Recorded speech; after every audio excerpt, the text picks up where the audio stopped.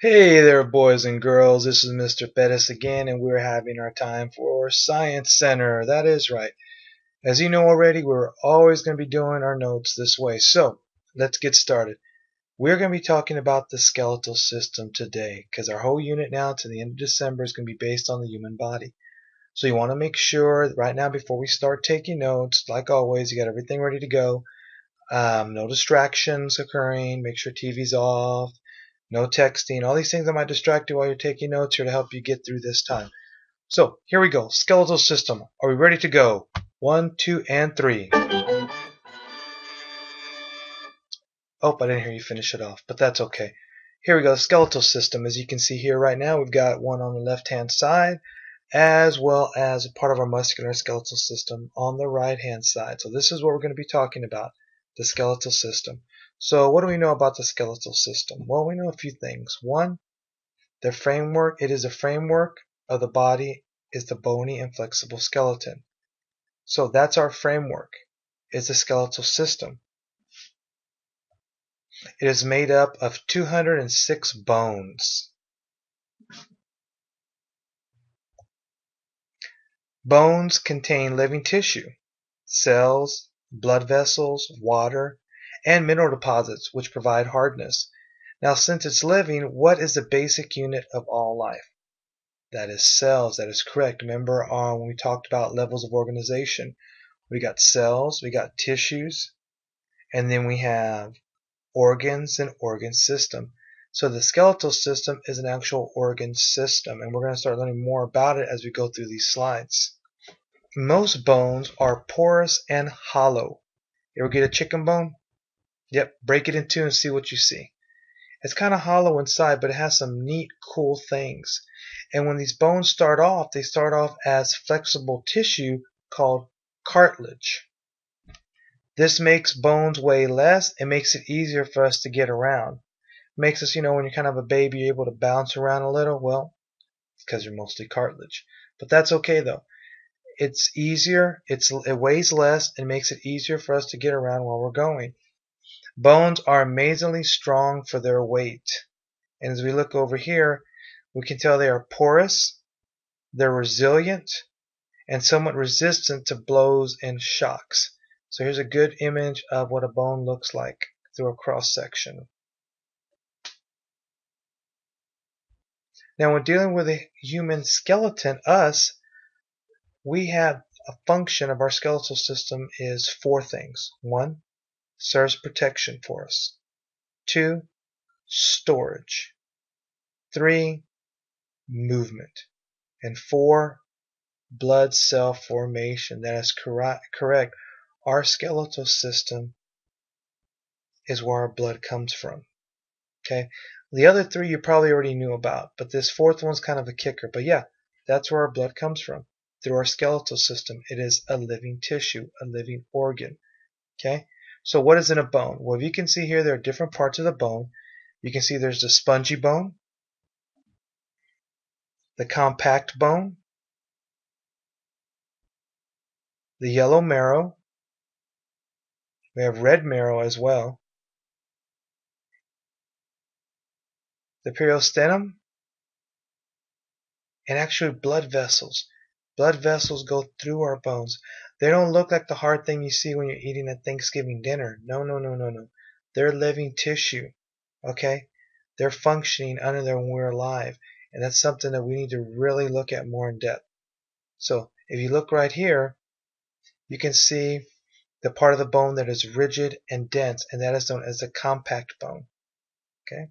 If you look to your right here, you'll see the spongy bone and then the compact bone. That compact bone is a rigid and dense part of the bone, given its structure. Whereas the spongy bone makes up the interior of the bone. Okay? It's the soft part of the bone. You can see our 2 cross sections to show you what it looks like. You can see on this model to your left, you can see where you see your compact bone and then your spongy bone. And there's our model on the right that we were using earlier. It also provides the most of the strength and support that we get with our skeletal system. It's through that part there. So let's now look at the red bone marrow. We've looked at the compact and the spongy. Now let's look at the red bone marrow, because see, that's the part of the bone that manufactures red blood cells. Okay? Those red blood cells are what we need to keep us going. And when we get more into our circulatory system and cardiovascular system, we'll get more into the importance behind it. But the red bone marrow produces the platelets, the red blood cell, and actually the white blood cell. Now when looking at that, we also know we've also been introduced to joints, okay? These are the parts of our body that allow movement, and they're very important. And there's different parts, and we'll go through each one of these. And the joint is a place in the body where two or more bones connect. And we have lots of those places. I mean, if you move around, you can see where bones are connected and how they allow you to move to different places and do different things.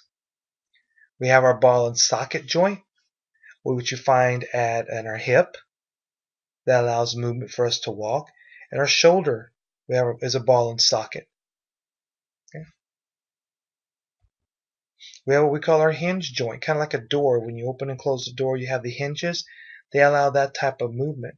We find those at our knee, our fingers, and our elbow. We also have what we call our pivot joint. Okay, and our pivot joint you can find at your neck, which allows you to go left and right, up and down. And they're also the bones in your lower arm. Okay, we're located at right there.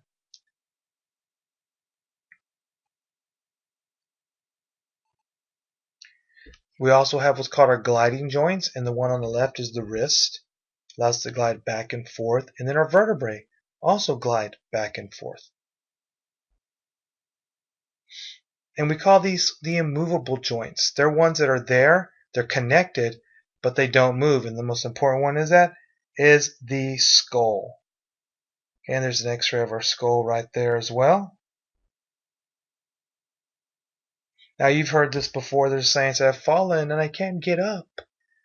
Well, as people age, their bones become lighter and more brittle because calcium seeps out of the bone gradually. So this is something that happens to everybody as we age. So for this reason, older people may break bones more easily than younger people.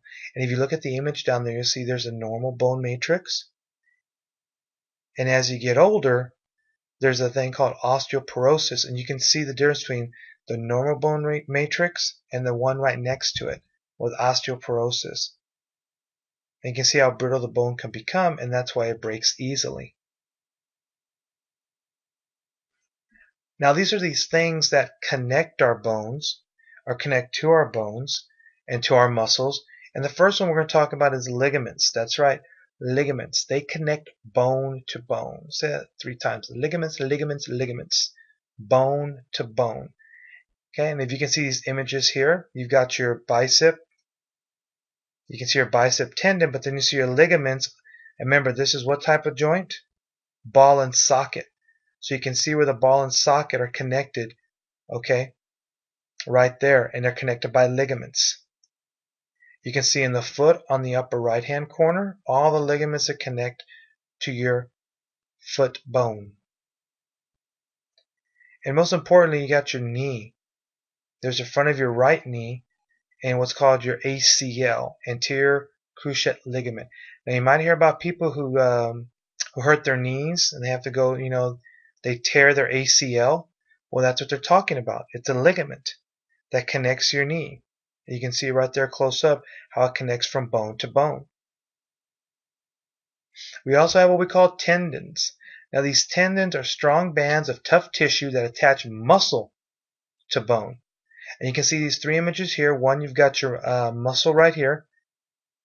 It's connected. More likely this could be your biceps. And you can see how it's bound the muscle to the bone. And if you look on the right hand side, you can see the tendons insertion of those 3 muscles for your leg. And then we have what's called cartilage. It's a flexible tissue. Most bones start out as cartilage, but like when babies are born, a large amount of cartilage. There's more cartilage than bones. Scratch that. Babies are born with a large amount of cartilage and more bones than that. These bones fuse together to form the normal number of adult bones. And you can see right there cartilage in your spine, knee, hip, hand, and foot.